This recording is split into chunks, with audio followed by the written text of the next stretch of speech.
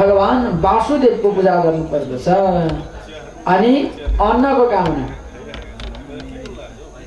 अब अन्नको कामना गर्ने, बारीमा अन्न फलेन, मकै कम्ती भयो, धान कोदो कम्ती भयो भने तपाईँ हामीले अदितिको पूजा गर्नुपर्छ। देवताकी आमा हुन् यिनी अदिति हो, अदितिको पूजा गर्नु पर्दछ। रूपाभिकामो गन्धर्वान् स्त्रीकामो सरोर्वशी। अब त्यति मात्रै होइन, कतिलाई त रूपको पनि कामना चाहिन्छ है। म अलि नराम्रो भएँ, अलि राम्रो हुन, ह्यान्डसम हुन पाए हुन्थ्यो होइन। ह्यान्डसम हुन मन लाग्यो भने गन्धर्वको पूजा गर्नु है। तपाईँ हामीले आफूलाई अलि नराम्रोहरूको पूजा गर्नु पर्दछ, तब भने जस्ता भेटिन्छन्। उर्वशीको पूजा गर्नु पर्दछ। अनि त्यसै गरेर स्त्रीकामो सर उर्वशीको पूजा गर्नु। आधिपत्य काम सर्वेषां यजेत परमेष्टिनां। परमेष्टि ब्रह्माजीको पूजा गर्नु पर्दछ। त अधिपत्य जमाउनु मन लागेको छ भने हैकम के तरवाह किं न जीवन्ति वस्त्रा किं न स्वसन्त्युता न खादन्ति न मेहन्ति किं ग्राम पशवो करे। त बाँच्नका लागि तरवाह किं न जीवन्ति, तरु तरवाह वृक्षहरू पनि त बाँचेका छन्। सास फेर्नै हो भने हामीले कुनै राम्रा काम गर्न सकेनौँ, उत्तम मानव बन्न सकेनौँ भने त्यो सास फेर्नका लागि त त्यो फलाँतीले पनि त सास फेर्छ नि। फलाँती भनेको यहाँहरूलाई थाहा छ।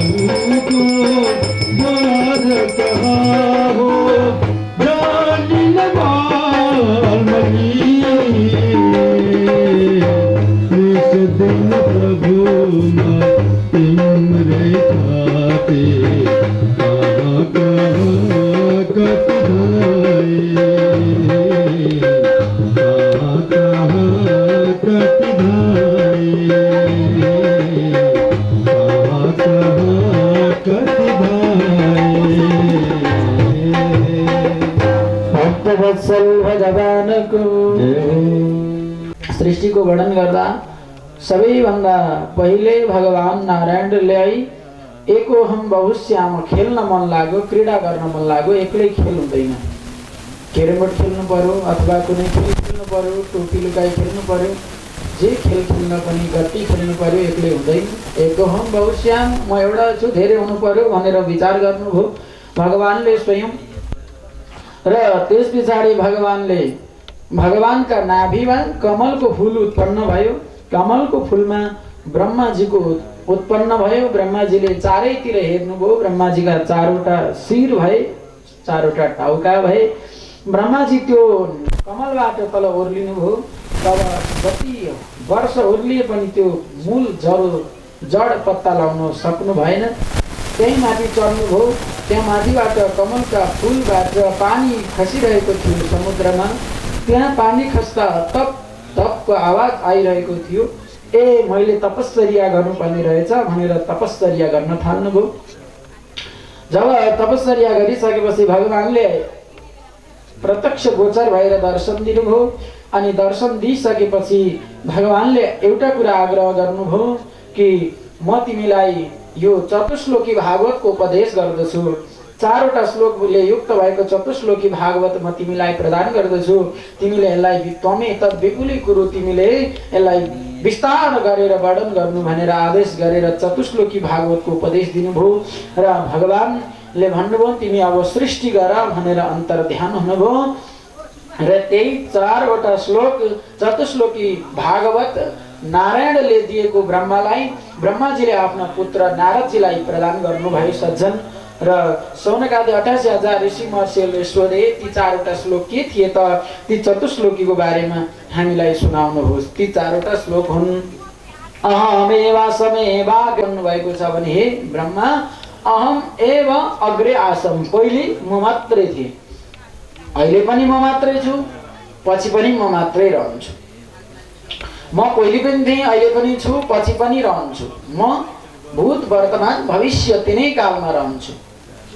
कसरी त जो सुखमा पनि दुःखमा पनि हाँसिरहन सक्छ त्यो भूत वर्तमानमा रहन सक्छ। अलिकति हामीलाई केही पर्ने बित्तिकै हामी रुन थाल्छौँ, अलिकति केही पाउने बित्तिकै हाम्रो अनुहार खुल्ला हुन्छ, हामी हाँस्न थाल्छौँ।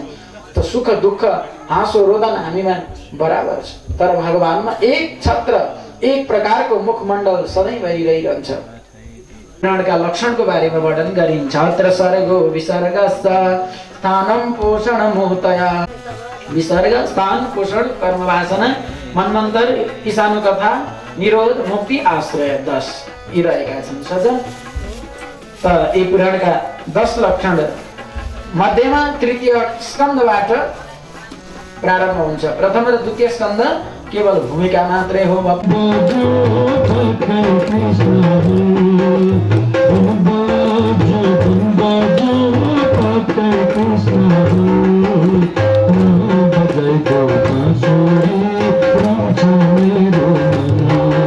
ऋषि महर्षि र सुत पौराणिकको प्रसंग, राजा परीक्षित र सुखदेव स्वामीको प्रसंग छ। राजा परीक्षितले सोध्नुहुन्छ कुत्र क्षत्रुर भगवता।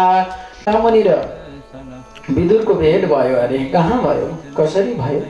विदुरजी त सबै कुरा त्यागेर हिँडेका अरे, फेरि फर्केर किन आए हस्तिनापुर?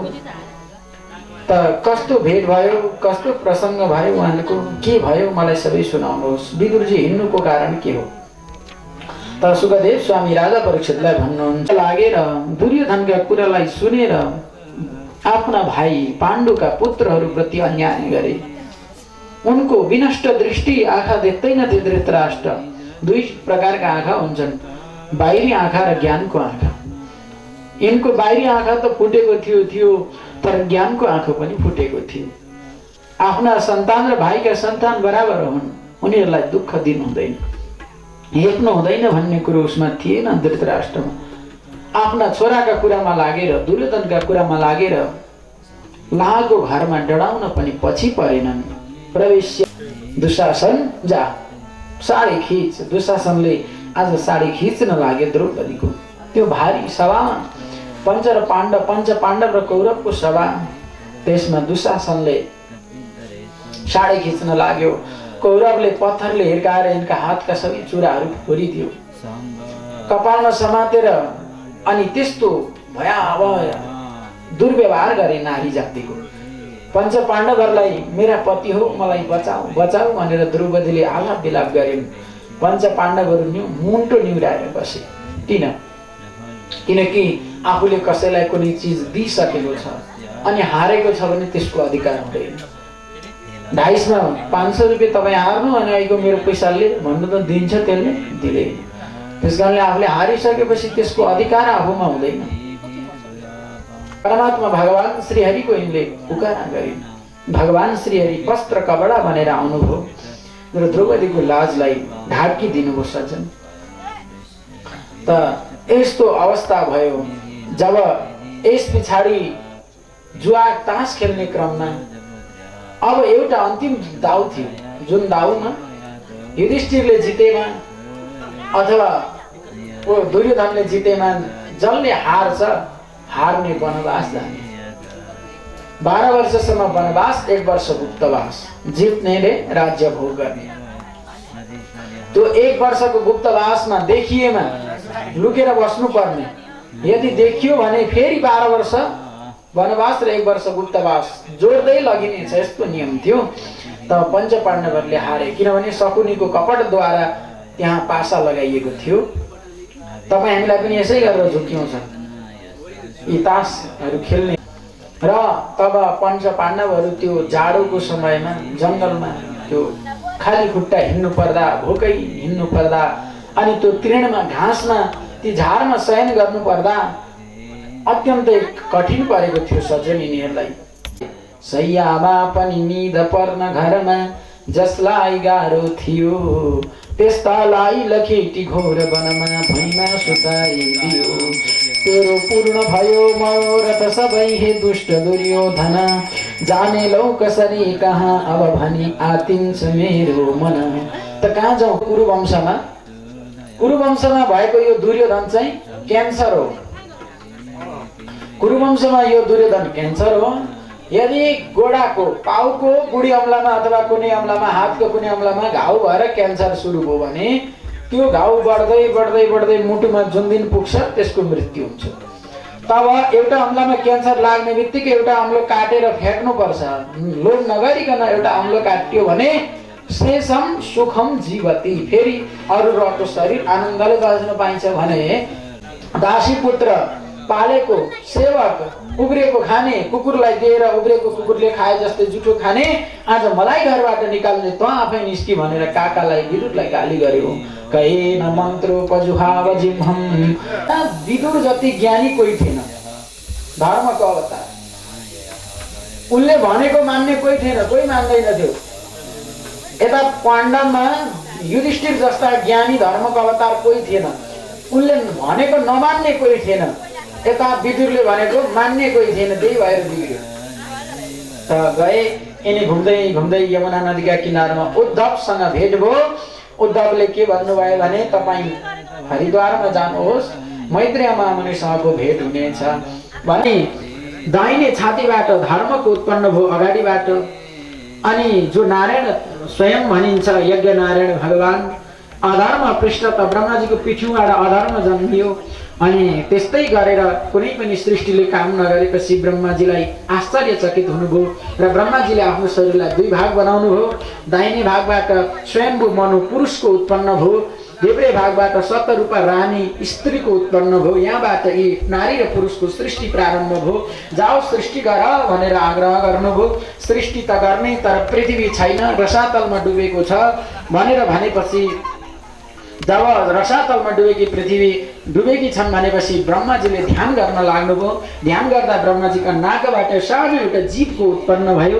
त्यही जीव एउटा ढुङ्गो जत्रो भयो बढेर, अनि पहाड जत्रो भएर वराहको रूपमा उत्पन्न हुनुभयो। परमात्मा वरावतार भगवानको ओकार कौशिकीको सङ्गममा वराह भगवानले पृथ्वीको उद्धार गर्नलाई जन्मनु भएको थियो। हिरण्यक्षले दितिपुत्र हिरण्यक्षले रसातलमा डुबाएको थियो पृथ्वीलाई। वराह अवतार धारण गरेर आफ्नो दारामा राखेर आउँदै हुनुहुन्थ्यो। यसले थाहा पाएर युद्ध गर्यो। युद्धमा भगवानले परास्त गरिदिनु भयो र परास्त गरेर पृथ्वीलाई यथास्थानमा ल्याएर राखिदिनु भयो। ल्याएको ठाउँ यही कुकार कौशिकी सङ्गम चतारा स्थानमा हो, पृथ्वीलाई ल्याएको सज्जन। त्यस पछाडि सौनकादि 88,000 ऋषि महर्षिले सुत पौराणिकलाई सोधे त्यस्तो हिरण्यक्ष दानवलाई भगवानले मार्नुभयो, त्यो कसरी उत्पन्न भयो? हिरण्यक्ष र हिरण्यकश्यपको उत्पत्तिको बारेमा दिति र कश्यपबाट जन्मेको कथा प्रसङ्ग सुनाउनु भयो र त्यो कथा सुनाइसकेपछि अगाडि गएर भन्नुहुन्छ ब्रह्माजीले सृष्टि गर्ने क्रममा छाया प्रजा सृजेति भगवन् कर्दभो ब्रह्मणोदितः सरस्वत्यं तपस्तेते सहस्राणां समादशः। 10,000 वर्षसम्म पूर्ण हुने यस्तो तपश्चर्या गरेर बसे सरस्वती नदीका किनारमा। भगवान प्रसन्न हुनुभयो, आकाश मार्गबाट आउनुभयो। भगवानको यिनले जय जयकार गरे, स्वागत गरे। त स्वागत सन्तान बढाउनका लागि गरेका थिए, ब्रह्माजीले आदेश गर्नुभएको थियो। त भगवानले भन्नुहुन्छ मलाई थाहा छ तिमीले किन तपश्चर्या गर्यौ, तर पनि तिम्रै मुखबाट म सुन्न चाहन्छु। सचेह विप्रराजर्षि महिष्या सतरूपया आयस्यते देदेक्षुस्त्वं परस्व धर्मको विदा। मैले थाहा पाइसके तिमी विवाह गर्नका लागि तपश्चर्या गर्यौ। परस्व भनेको पर्सि, स्व भनेको भोलि संस्कृतमा। पर्सिका दिनमा सतरूपा रानी र स्वयम्भू मनु आफ्नी माइली छोरी देवहूतिलाई लिएर आउनुहुनेछ र तपाईँलाई विवाह गरेर दिनुहुनेछ भनेर भगवानले भनिदिनु भयो। भनिदिइसकेपछि तब कर्दम ऋषि के भन्नुहुन्छ, तपाईँ मेरो घरमा आएर मेरो पुत्र भएर आउनुहुन्छ भने मात्रै विवाह गर्छु। भगवान भन्नुहुन्छ साहं स्वं सकलया तद्वीर्येण महामुने तव क्षेत्रे देवहूत्यां प्रणश्ये तत्त्वसंहिता। म तिम्रा र हजुर आएपछि स्वागत गर्नुभयो, शुश्रूषा गर्नुभयो, पानी दिनुभयो, खानेकुरो दिनुभयो र कति कामले आउनुभएको थियो भनेर सोध्नुभयो। हातमा छोरी दिन आएका हुन् भनेर तर पनि सोध्नुभयो। सज्जन, तपाईँ हाम्रा पनि घरमा आएका पाहुनालाई पहिले अलि परसम्म लिन जानुपर्छ। जाने बेलामा अलि परसम्म पुर्याउन जानुपर्छ। आउँदा आउँदै किन आउनुभएको, कहाँ हिँड्नुभएको भन्नु हुँदैन। तपाईँकै घरमा आउनुभएको भने मन दुख्छ दुख्दैन, कहाँ हिँड्नुभएको भन्ने हो भने कहाँ हिँड्नुभएको भनेर कहिले भन्नु हुँदैन। आइसक्यम हर्म्य पृष्ठे पूर्णदं ऋषोभा विक्रीडतिं कन्दुकविह्वलक्ष्मीं विश्वावसुर्ण्यपतस्तद्विमान विलोक्य सम्मो अभिमूढ चेता। तपाईँकी छोरी जब एकचोटि विश्ववसु नाम गरेका गन्धर्व विमानमा हिँड्दै रहेछन्, यिनी पाउजु लगाएर यसो आँगन बढार्दै रहेछन्। यो कहाँबाट पाउजुको आवाज आयो भनेर यसो मुनि फर्केर हेर्दा तपाईँकी छोरी देवतीलाई देखेर यति मोहमा परेछ, यति मोहमा परेछ कि विमानबाटै तल खसेछ। छोरा थिए नारदजी चाहिँ बिहेमा नगर्ने भन्नुभएको थियो। मरीचि आदि गरेका वशिष्ठहरू आदि गरेका छोराहरू थिए, तिनीहरूलाई लिएर आउनुभयो। लु हजुरका घरमा 9वटा छोरी, मेरो घरमा 9वटा छोरा, कहाँ अन्त खोज्न हिँड्नु, तपाईँलाई पनि कहाँ 9वटालाई अन्त 9वटा घरमा दिनु, एउटै घरमा दिनुहोस् भनेर माग्नुभयो ब्रह्माजीले। त गर्दम ऋषिले आफ्ना 9वटी छोरी प्रदान गर्नुभयो ब्रह्माजीलाई। मरीचय कलाम प्रादात अनासुया मथात्रय, मरीचि नाम गरेका ऋषिलाई कला नाम गरेकी छोरी दिनुभयो। त्यस पछाडि अत्रि ऋषिलाई अनसुया नाम गरेकी छोरी दिनुभयो। श्रद्धा नाम गरेकी छोरी अंगिरा ऋषिलाई दिनुभयो। पुलस्त्य ऋषिलाई हविर्भु नाम गरेकी छोरी दिनुभयो। अनि पुलह ऋषिलाई गति नाम गरेकी छोरी दिनुभयो। ख्याति नाम गरेकी छोरी भृगु ऋषिलाई दिनुभयो। अरुन्धति नाम गरेकी छोरी वशिष्ठ ऋषिलाई दिनुभयो। शान्ति नाम गरेकी छोरी अथर्वण ऋषिलाई प्रदान गर्नुभयो। यसरी 9वटी छोरी 9वटा ज्वाइँलाई प्रदान गर्नुभयो। प्रदान गरिसकेपछि अनि भन्नुहुन्छ कर्दम ऋषि, मैले छोरीको बिहे पनि गरेर पठाइदिएँ, छोरो पनि तिम्रो बुढेसकालको सहारा भयो, अब म लाग्छु बाटो देवी बिदा देऊ भनेर बिदा माग्नु भयो। आफ्ना पुत्र भए पनि भगवानकै स्वरूपमा आउनुभएको हुनाले कर्दम ऋषिले कपिल भगवानको प्रणाम गरेर जङ्गलतिर लाग्नुभयो। हरिभजन गाउँदै गाउँदै परम गतिलाई प्राप्त गर्नुभयो। भक्तवत्सल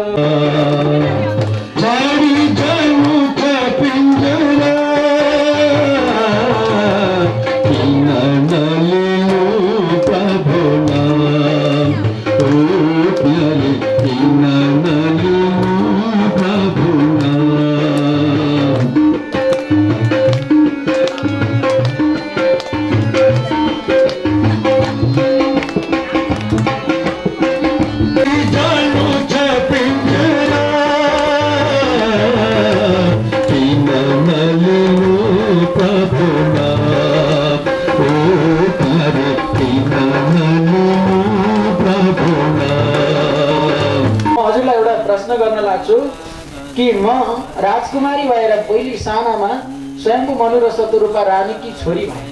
सानामा वैभव थियो, जे भन्नु त्यही पाएँ, खेलौनाहरू अनि केही लुगा लाउनदेखि लिएर खान हिँड्न डुल्नदेखि लिएर सबै कुरा जे भन्नु त्यही मेरा आमा बुवाले पुर्याइदिनु भयो सानामा, केटाकेटी अवस्थामा। अनि म जब विवाह गर्नलाई योग्य भएँ, कर्दम जस्ता ऋषिसँग मेरो विवाह भयो। सानामा म त्यसको टाँटले हुर्किए, राजकुमारी भएर ठुलामा विवाह भयो कर्दम ऋषि जस्तासँग। छोरीहरू भए त्यस्ता त्यस्ता छोरीहरू। वशिष्ठ ऋषिलाई मैले अरुन्धति जस्ती छोरी भए, वशिष्ठ जस्ता छोरा के अरे ज्वाइँ भए मेरा, कपिल जस्तो मेरो छोरो भएर हजुर जन्मिनुभयो। तर पनि यो मेरो मन किन तृप्त छैन, किन यो मन चित्त बुझ्दैन, के नपुगे जस्तो छ। हे प्रभु, मलाई हजुरले बताइदिनुहोस्। तम त्वागताहं शरणं शरण्यं स्वभृत्य संसारतरुकुठारं जिज्ञासयाहं प्रकृते पुरुषस्य नमामि सद्धर्मविदं वरिष्ठं। म हजुरका शरणमा आएको छु। शरण्यम, शरण दिनेवाला हुनुहुन्छ हजुर। त स्वभृत्य संसार तरुकुठारम, संसार रूपी वृक्षलाई जरैबाट ज्ञान रूपी वञ्चनाले काटिदिनुहोस्। कस्तो राम्रो कुरा छ। संसार भगवान भन्नुहुन्छ यो एउटा चित्त, यो मन छ, यो मन जता लग्यो त्यतै जान्छ। यो मनले पुराण सुन्न जान्छ भनेर सबै कामलाई बिहानै गरेर अनि पुराण सुन्न आइयो भने पनि आइयो होइन। म भ्याउँदिनँ, घरको काम गर्नै छ भनेर घरको काममा लाग्यो भने त्यतै लाग्यो, सुन्न पाइएन। एक अब त्योभन्दा पनि अझै राम्रो बुझ्नका लागि तपाईँ हामी पुराण सुन्नलाई बस्छौँ। बसेका बेलामा अब यहाँ त प्रायः कुर्सीमा बस्नु भएको छ, तर प्रायः विशाल फरक ठाउँमा भुइँमा बस्ने चलन छ। त्यहाँ बसेका बेलामा 2 जना मान्छे सँगै बस्नु भएको छ, तपाईँहरू 3 जना बस्ने ठाउँ छ भने 2 जना बसेको ठाउँमा 3 जना बस्ने ठाउँ छ। आफूसँग रिस उठेको मान्छे आयो पुराण सुन्न उताबाट परबाट पञ्चगव्य खाएर बस्न आउँदैछ यता भने तपाईँहरू 2 जनाले इसारा गर्नुहुन्छ र अलि ठुलो पाउ बनाउनुहुन्छ र ढाक्नुहुन्छ, त्यसलाई बस्न दिन चाहनुहुन्न किनकि मन परेको छैन त्यो मान्छे। अब 3 जनाको ठाउँ 2 जनाले ढाक्नुभयो, त्यो त भइहाल्यो। अब अर्को 2 जना बस्नु भएको छ, मात्रै ठाउँ 2 जनालाई मात्रै पुग्ने छ, 2 जना मात्रै बस्ने ठाउँ छ, बस्नु भएको छ पुराण सुन्न। तर आफूसँग साह्रै मिल्ने मान्छे आयो अनि त्यसलाई तपाईहरु के गर्नुहुन्छ, तपाई हामी बोलाएर ल्याउँछौँ र अलिकति साँगुरो भएर अलिकति त्यसलाई पनि अटाउँछौँ। 2 जना बस्ने ठाउँमा 3 जना अटाउन सक्यौँ, 3 जना बस्ने ठाउँलाई खिचेर अथवा साग उकेर फराक बनाएर 2 जनाले पनि अट्यो भने के रहेछ, त्यो मनै रहेछ। मनलाई जता लाग्यो त्यतै लान चाहन्छ। मनलाई साँगुरो बनाए साँगुरो बन्छ, मनलाई फरक बनाए फरकै बन्छ। त यहाँ ताला र चाबीको उदाहरण दिनुभएको छ भागवतमा चाहिँ। मैले बाहिरी उदाहरण दिएँ बुझाउनलाई भने भागवतमा ताला र चाबीको कस्तो उदाहरण रहेको छ भने त्यो ताला चाबी उगार्नको लागि दाहिने घुमाउनु सट्ट उग्रिन्छ, अनि त्यसलाई फेरि देब्रे घुमाउनको लागि त्यही चाबी चाहिन्छ, यता ल्याउनको लागि अरू चाबीले हुँदैन, स्वाट देब्रे घुमाउनु फेरि बन्द हुन्छ। मतलब देब्रे घुमाउनु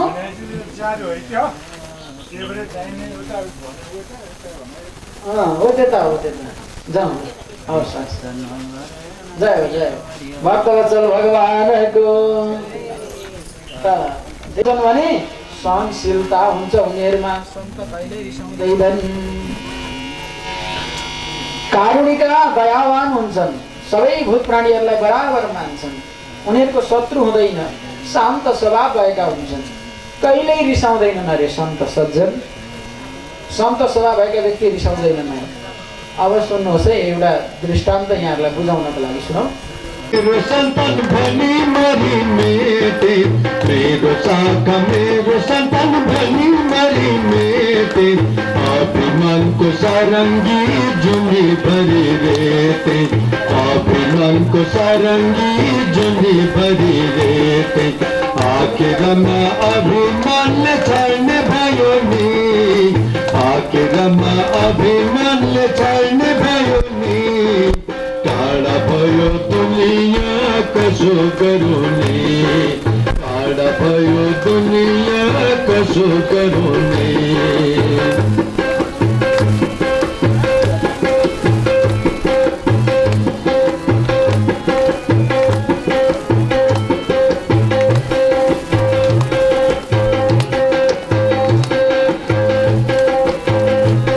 छैन संसारमा केही रसरङ्ग, त्यसैले त दुनियाँमा हिला भए नि, त्यसैले त दुनियाँमा हिला भए नि, टाढा भयो दुनिया कसो गरुने, टाढा भयो दुनिया कसो गरुने।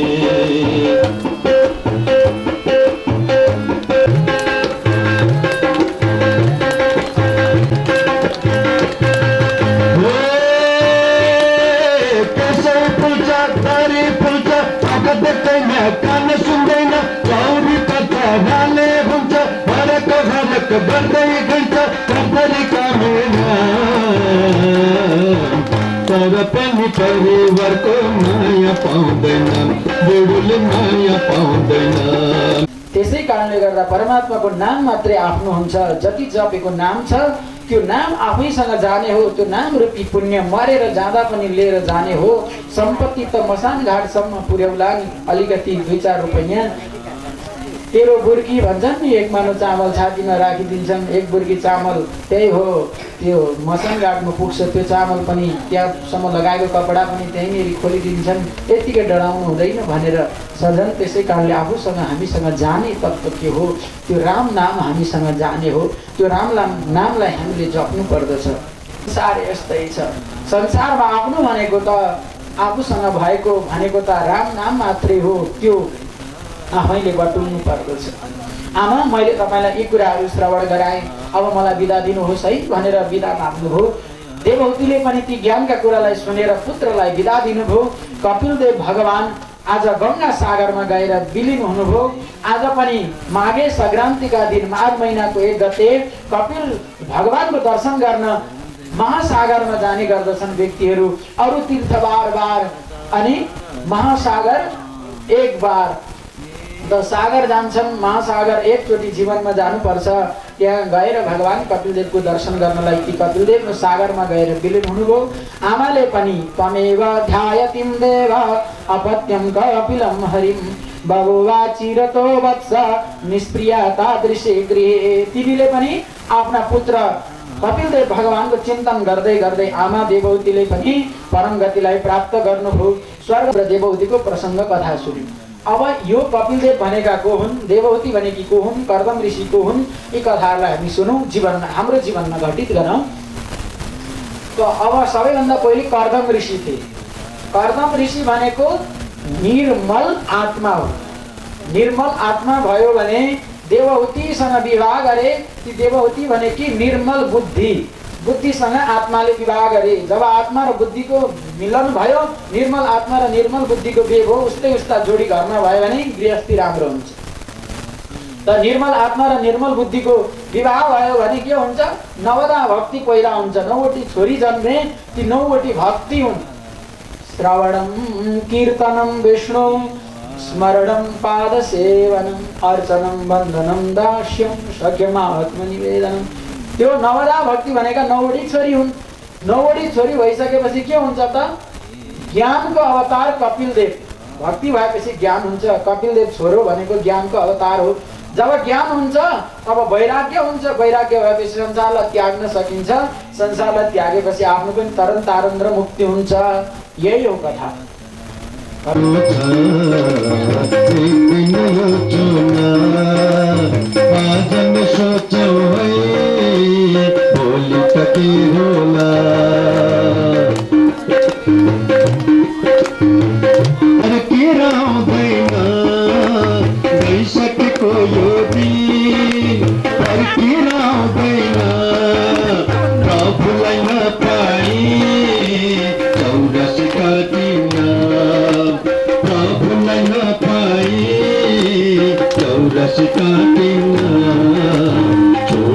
जानु छ एक दिन यो चोला आज न सोचौँ है भोलि त के होला।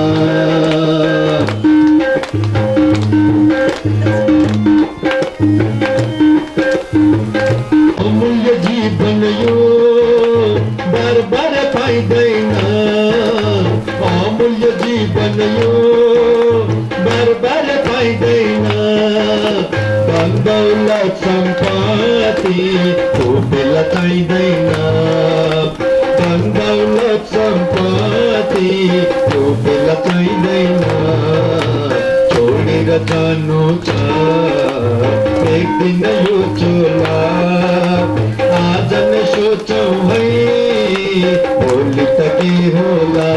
सक्षो सूर्यो अजायत शूद्राद्वायुस् प्राणसमुखात् अग्निरजायत चन्द्रादित्यो च धरणी विद्युदग्नि तथैव च त्वमेव सर्वज्योतिषि तेन निराजयाम्यहम्। गिरिजाधीश शिव जय गिरिजाधीश जय जय करुणा सागर जय जय करुणा सागर पशुपति जगदीश ओम हर हर हर महादेव गुरु कैलास निवास गण सहचारी शिव गण सहचारी मंडमाला छगलामा मंडमाला छगलामा उपच भयहार दुई करमा भूषण अंधकला शिव शिरमा चंद्रकला कल कल पाचिन हरदम कल कल पाचिन हरदम गंगा पूर्ण जला ओम हर हर हर महादेव।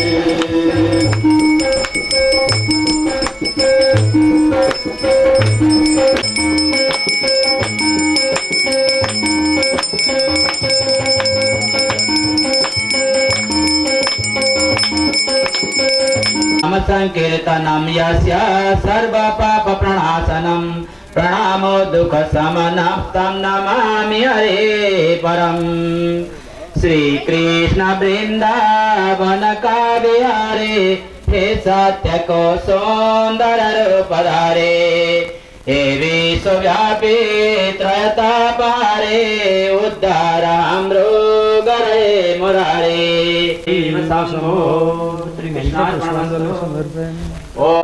त्रायमान् पुण्डरीकाक्ष सर्वे पापः कर्पूरगौरं करुणावतारं संसारसारं भुजगेन्द्रहारं सदा वसन्तं हृदयारविन्दे भवं भवानी सहितं नमामि।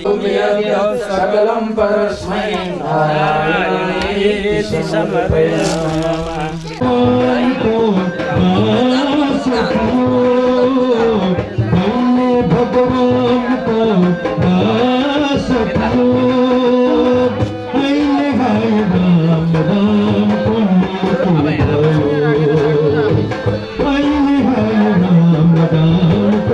द्वितीय सत्रको प्राप्त सत्रमा हामी उपस्थित भएर आरती पुष्पाञ्जली पूजन गर्यौं र हाम्रो मूल पाठको कार्यक्रम एकछिन रहेको छ। म यहाँ 2-4 अध्याय पाठ गर्न लागिरहेको छु र तत्पश्चात यहाँलाई म फेरि कथा श्रवण गराउनुभन्दा अगाडि पाठ मूल पाठतिर लाग्दछु। भक्तवत्सल भगवानको अध सप्त तत्र गो मिथुनं राजा हन्यमानमनाथवत दण्डस्तं सदृशलं तदृश्य नृपलाञ्छनं वृषं मृडाल धवलं विहन्तामिव बिभ्यतं वेपमानं पदेकेन सिदन्तं सुतदाडितं ते शिव इति ब्रह्मेति वेदान्तिनो बौद्धा भूतेति प्रमाण पटवारा करत्रेति नैयायिक। यहाँ हामीले हजुरहरूलाई जब सुखदेव मुनिलाई बोलाएर जब वेदव्यासजीले श्रीमद् भागवत महापुराणको 18,000 श्लोकले युक्त भएको 335 अध्याय अनि त्यसै गरेर 12 स्कन्धले युक्त भएको श्रीमद् भागवत महापुराणको संरचना गरेर तत्पश्चात अब को योग्य व्यक्ति छ कसलाई मैले पढाउँ भन्ने विचारमा आफ्नै पुत्र सुखदेवको याद आए पश्चात शिष्यहरूलाई बोलाउन पठाएर शिष्यका पछि सुखदेव आएर आफ्नो गुरुजीबाट श्रीमद् भागवत महापुराण पढ्न थाल्नुहुन्छ। सज्जन, त्यो महाभारतको प्रसङ्गबाट भागवतको कथा प्रारम्भ हुन्छ। यदा मृदे कौरव सृञ्जया पाण्डव वंशको पाण्डव र कौरवको भयावह युद्ध भइरहेको थियो। महाभारतको युद्धमा अरू सबै मरिसकेका थिए। दुर्योधनका 49 भाइ मरिसकेका थिए, मात्र दुर्योधन बाँचेका थिए। सज्जन, त्यो अवस्थामा दुर्योधन र भीमको गदा युद्ध भयो। गदा युद्धमा भगवानले इशारा गरे पश्चात यिनको जाङमा घुँडा र कम्मरको बीचको भागमा प्रहार गरे पश्चात दुर्योधनको उरुभेदन भएर जब भूमिमा डङरङ्ग लडेर मर्नु न बाँच्नुको दोसानमा भइरहेका थिए, त्यतिखेर द्रोणपुत्र अश्वत्थामा पुगे। अश्वत्थामाले मित्र, हजुरलाई ठुलो आपद परेको छ, मैले यो कुरा बुझिरहेको छु। हजुरलाई यस्तो अवस्थामा के को इच्छा छ? हजुरको अन्तिम इच्छा भन्नुहोस्, हजुरको इच्छा भन्नुहोस् भनेपछि तब त्यतिखेर अश्वत्थामालाई यिनले के भने दुर्योधनले मैले यत्रो मेरा 49 भाइ सबै भाइ मरे, तर पञ्च पाण्डव मध्येमा एउटा कुनै पनि मरेन। कमसे कम पञ्च पाण्डव मध्येमा एउटा म पाण्डव मरेको हेर्न चाहन्छु मित्र, यति सहयोग गर मलाई। त्यस मध्येमा पनि म भीम चाहिँ मरेको हेर्न चाहन्छु, मलाई भीमको टाउको चाहिएको छ। यसरी जब दुर्योधनले यो कुरा आफ्ना मित्र अश्वत्थामालाई वर्णन गरेर सुनाए, तब त्यतिखेर अश्वत्थामा भन्छन्, मित्र दुर्योधन, हजुरलाई भीमको शरीरको टाउको मात्रै होइन, म पञ्च पाण्डवका पुरै 5वटा टाउको लिएर आउने छु भनेर तिमीलाई म प्रतिज्ञा गर्छु। म 5वटा टाउको लिएर आउने छु भनेर वचन दिए। हे मित्र अश्वत्थामा, तपाईले कमसे कम हामी पञ्च पाण्डवसँग मात्रै द्वेष थियो, रिस थियो, तर पञ्चपाण्डवका पुत्रसँग रिस होइन, द्वेष होइन। त कमसे कम हामी मरेर गए पनि पाण्डवका यी पुत्रले पिण्ड त दिन्थे, पानी दिन्थे, पानी दिने पनि तिमीले राखेनौ। दुष्ट गाली गर्दै गर्दै छटपटाउन लागे, छटपटाएर यिनको पनि मृत्यु हो। सज्जन, दुर्योधनलाई वरदान प्राप्ति थियो, जुन दिन तँलाई साह्रै खुसीको दिन हुनेछ, अचानक फेरि साह्रै जीवनमा साह्रै दुःखको क्षण हुनेछ, त्यतिखेर मात्र तेरो मृत्यु हुनेछ भनेर त्यसलाई आशीर्वाद प्राप्त थियो। आज साह्रै खुसी भयो, भीमको टाउको मैले भेटेँ भनेर, तर साह्रै दुःखी भयो, आफूलाई पानी दिने पनि रहेनन् भनेर, त दुर्योधनको यसरी मृत्यु भयो। ब्रह्मबन्धु हो, यसलाई मार्नुपर्छ, नछोड, मार भन्नु भगवान। अनि ब्रह्मबन्धु हो, मत्तम प्रमत्तम उन्मत्तम सुत्तम चाहिँ यस्ता यस्ता ठाउँमा यति व्यक्तिलाई मार्नु हुँदैन। यो ब्रह्मबन्धु हो। कसरी भने ती मत्तम मातेका व्यक्तिलाई कहिल्यै पनि मार्नु हुँदैन। यदि उसले जस्तो सुकै पाप गरे तापनि ऊ पागल भएको छ भने पागल भएकालाई पनि मार्नु हुँदैन। एउटा मातेका व्यक्तिलाई मार्नु हुँदैन, एउटा पागल भएका व्यक्तिलाई मार्नु हुँदैन। सुप्तम जस्तो सुकै शत्रु किन नहोस्, तर ऊ निदाको छ भने निदाको शत्रुलाई मार्नु, प्रहार गर्नु हुँदैन। बालम बाल बालिका केटाकेटीलाई मार्नु हुँदैन। स्त्रीयम नारी आफ्नो शत्रु नारी भइन् भने नारीलाई मार्नु हुँदैन। जडम मूर्खलाई पनि मार्नु हुँदैन। प्रपन्नम शरणमा आएकालाई पनि मार्नु हुँदैन। अनि विरथम रथले रहित भएका छ भने पनि त्यसलाई धर्म जान्ने भएका व्यक्तिले मार्नु हुँदैन। अब यहाँ यसले चाहिँ के गर्यो त भने सुप्तम बालम निहतम, सुतेका बालकलाई मारेको थियो। त्यसै कारणले गर्दा यो के हो? ब्रह्मबन्धु हो। ब्रह्मबन्धुलाई मार्नु पर्छ भगवानले भनिदिनु भयो। त त्यस पछाडि यिनले भने होइन, मैले त द्रौपदीलाई वचन दिएको छु, उही भएका ठाउँमा जान्छु। जब द्रौपदी भएका ठाउँमा पुर्याउनु भयो, तथारितम पशुवत् पाशबद्ध मवाङ्मुखं कर्म जुगुप्सितेन निरीक्ष कृष्णापकृतं गुरु सुतलाई नमस्कार गर्दैछु देवी। द्रौपदी के हो यो भन्दा द्रौपदी भन्छन् उवाच चाशहं नितराम गुरु सधैँ गुरु हुन्छ, यिनलाई छोडिदिनुहोस्। किनकि नारीले मात्रै नारीको पीडालाई बुझेको हुन्छ। एउटी स्त्रीले मात्रै अर्की स्त्री नारीको मर्म पीडालाई बुझ्न सक्छन्, अरू कसैले बुझ्न सक्दैन। जसरी एउटा 5 वटा पुत्र मरेर म जति तडपेकी छु, त यिनलाई पनि तपाईले मारिदिनु भयो भने अर्जुन यिनकी आमा कति दुखी होलिन्। कम से कम मेरा 5 वटा पति युधिष्ठिर, भीम, अर्जुन, नकुल, सहदेव त मेरो सहारा हुनुहुन्छ भने गुरु पत्नी कृपी यिनको सहारा कोही पनि छैन। गुरु पत्नी कृपीको सहारा कोही छैन। गुरु द्रोणको पनि मृत्यु भइसकेको छ। बुढिसकालको एउटा सहारा यो अश्वत्थामा हो, यसलाई छोडिदिनुहोस्। द्रौपदीको कत्रो ठुलो भावना, कत्रो ठुलो अभयदान, संसारमा सबैभन्दा ठुलो दान अभयदान यिनले प्रदान गर्ने कुरा गरिन्। तब त्यस पछाडि द्रौपदीको कुरालाई अब युधिष्ठिर राजालाई सोधियो के गर्नु त भनेर सोद्धा द्रौपदीको कुरालाई समर्थन गरे, यिनलाई छोडिदिनुपर्छ। भीमलाई सोधियो, भीमले होइन मार्नुपर्छ, छोड्नु हुँदैन यस्तो दुष्टलाई। त अब मार्ने कि छोड्ने त भन्दा अर्जुनलाई पर्यो आपत। अब मारो कि बन्धुर नहन्त आसनलाई तिमी गर, ब्रह्मबन्धुर नहन्तव्य। ब्रह्मबन्धुलाई मार्नु हुँदैन। आततायी वदारहण, आतताईलाई छोड्नु हुँदैन। ल यी कुरा गरिदिनु भयो। ब्रह्मबाईको अग्नि त अर्काको घरमा अर्काको परालमा आगो लगाउने आतताई हो, त्यसलाई छोड्नु हुँदैन। गर द विष खुवाउने आतताई हो। अनि हातमा हतियार लिएर काट्दै हिँड्ने, काटमार गर्ने पनि, जसुकैलाई काट्ने पनि मार्ने पनि आदताई हो। क्षेत्र अर्काको सिमाना खुस्रिने पनि आदताई हो। अब यसमा चाहिँ पर्ला आपत होइन। अर्काको सिमाना बिहानै गरेको अर्काकी श्रीमती चोरेर लाने आदताई हो। भगाएर लाने अर्काकी श्रीमती, अर्काले विवाह गरेकी श्रीमती लाने पनि आदताई हो। यी 6वटा आदताई हुन्छन्। यिनीहरूलाई छोड काटेको थियो यहाँ। त यसलाई छोड्नु हुँदैन भनिदिनु भयो। तर जस्तो सुकै अपराधी भए पनि ब्राह्मणलाई चाहिँ मार्नु हुँदैन भनिदिनु भयो। यो ब्राह्मण पनि हो, आतताई पनि हो। अब मार्नु कि छोड्नु पर्यो। अपराधबाट मोडेर छोडिदिनुपर्छ। द्रविड आदानम सम्पत्ति खोज्नुपर्छ। बसेका ठाउँबाट गाउँबाटै निकाला गरिदिनुपर्छ। अनि यस्तो गरियो भने ब्रह्मबन्धुलाई मार्ने उपाय यही हो। मरे भन्दा उच्च कोटिको हुनेछ।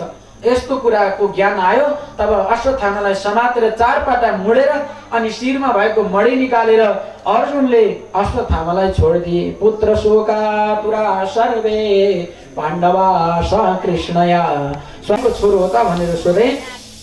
कुन्तीले भन्नुभयो हेर बाबु हो, जब म कुमारी अवस्थामा थिएँ, कुमारी अवस्था भएका दिन एक दिन चाहिँ एकजना ऋषि आउनुभयो, दुर्वासा ऋषि। ती ऋषिलाई मैले स्वागत गरेँ, सेवा गरेँ। मेरो सेवा देखेर गुरु यति प्रसन्न हुनुभयो। गुरुजीले मलाई भन्नुभयो देवी वरदान माग, तिमी जे माग्छौ त्यही दिन्छु। यसरी वरदान माग्न लगाएपछि देवीले द्रौपदीले के अरे यिनले त्यतिखेर के मागेकी थिइन् कुन्तीले भने मैले जुन देवता बोलाए पनि आउनुपर्छ भनेर वरदान मागे। तथास्तु भनिदिनु भयो दुर्वासा ऋषिले। हेर्नु अब परीक्षाका लागि यिनले तथास्तु भनेर दुर्वासा गएपछि यी ऋषिले दिएको आशीर्वाद पुग्छ पुग्दैन, बोलाउनु पर्यो एउटा देवता, कुनलाई बोलाउँ भनेर विचार गर्दा सूर्यको सम्झना आयो। सूर्य देवाय नमः, सूर्य आउनुहोस् भनेर बोलाइ। थपक्क सूर्य एउटा रूप लिएर, मानवको रूपलाई लिएर सूर्य आउनुभयो। आफ्नो गतिमा त सूर्य चल्दै हुनुहुन्थ्यो, मानवको रूपलाई लिएर सूर्य आएपछि मैले त हजुरलाई परीक्षाका लागि बोलाएको, सूर्यदेव जानुहोस् भनेर कुन्तीले आग्रह गरिन्। सूर्य जान मान्नु भएन। म आइसकेपछि म तिमीबाट एउटा सन्तान उत्पादन नगरी जान सक्दिनँ भनेर सूर्यले प्रस्ताव राखे र सूर्य र मबाट एउटा सन्तान जन्मिने भयो, जुन सन्तान हो कर्ण।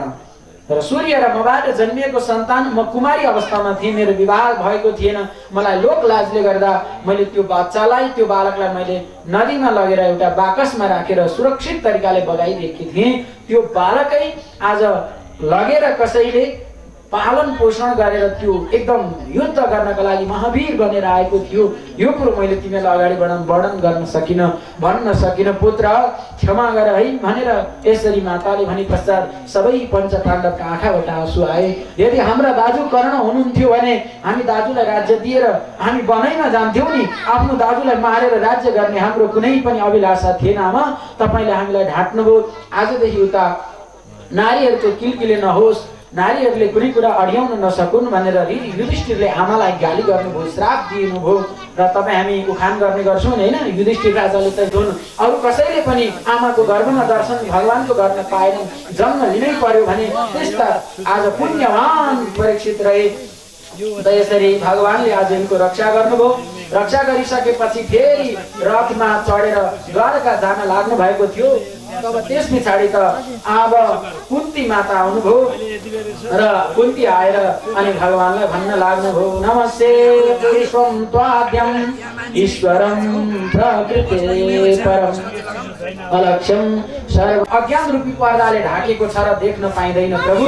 जुन दिन अज्ञानको पर्दा हट्नेछ त्यो दिन तपाईँको साक्षात दर्शन हुनेछ। हे कृष्ण, हे वासुदेव, हे देवकी नन्दन, हे नन्द गोप कुमार, हे गोविन्द, हजुरलाई नमो नमः।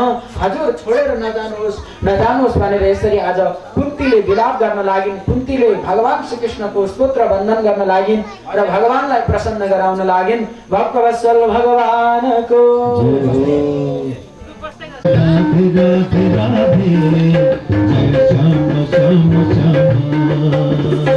भक्तवत्सल भगवानको।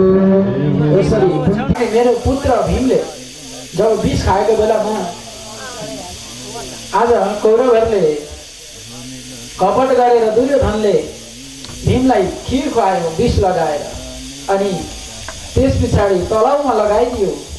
त्यस पछाडि नागलोक पुगेर नागहरूले वरदान दिएर 10,000 हात्तीले युक्त भएको भएर मेरो छोरो भीम आयो।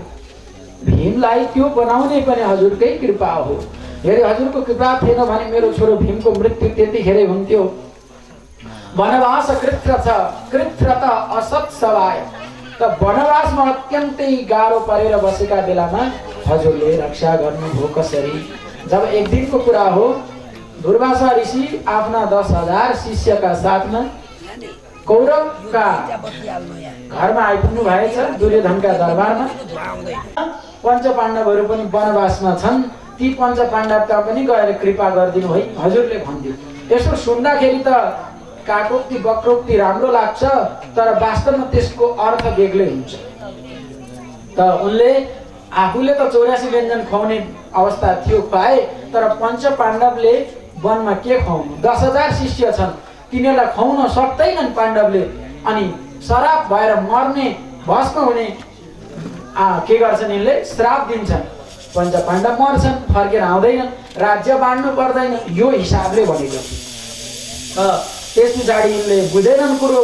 हुन्छ हुन्छ म आशीर्वाद दिइहाल्छु नि, उनीहरूलाई पनि कृपा गरिहाल्छु नि भनेर गए। जाँदाखेरि त पञ्च पाण्डवलाई भेट भयो। पाण्डवहरू काम्यको नाम गरेका वनमा बसेका थिए। दुर्वासा ऋषिले भन्नुभयो अब हामी यमुनामा गएर नुहाएर आउँछौँ।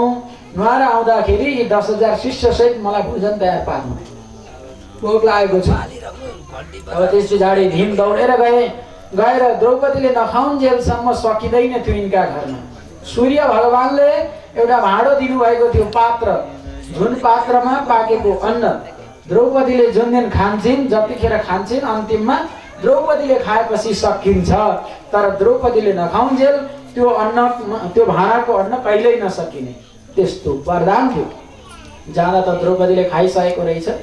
त एउटा सागको अलिकति, एउटा सागको त्यान्द्रो, सागको अवशिष्ट भाग बाँकी रहेको रहेछ। त छैन अन्न खाने कुरो, अब के गर्ने? त्यत्तिकैमा भगवान श्रीकृष्ण मलाई भोक लाग्यो भन्दै पेट छाम्दै आउनु। के दिउँ हजुरलाई? केही छैन, केही त होला हेरौँ भनेर भगवानले खोज्नुभयो। खोज्दा एउटा सागको त्यान्द्रो खानुभयो, त्रिलोकी तृप्त गराइदिनु भयो। किनकि यिनीहरूलाई आपत र कष्टबाट भगवानलाई बचाउनु थियो। जब दुर्वासा ऋषि नुहाएर बाहिर निस्किनुभयो, वस्त्र कपडा लाउनु भयो, शिष्यहरूले पनि वस्त्र कपडा लगाए। त्यस पछाडि एउटा शिष्यलाई ड्याउ आएछ र अनि गुरुजी मलाई त ड्याउ आउन थाल्यो, अगाए जस्तो भयो, पेट फुलेर आयो गुरुजी भनेर भन्ने बित्तिकै गुरु पनि भन्नुहुन्छ म पनि अगाए, खोइ के भयो बाबु, सबै म पनि अगाए गुरुजी, म पनि अगाए भन्न थाले। त्यसो भए के गरौँ गुरु? अब भोजन तयार पारेको छ 10,000 शिष्य सहित मलाई।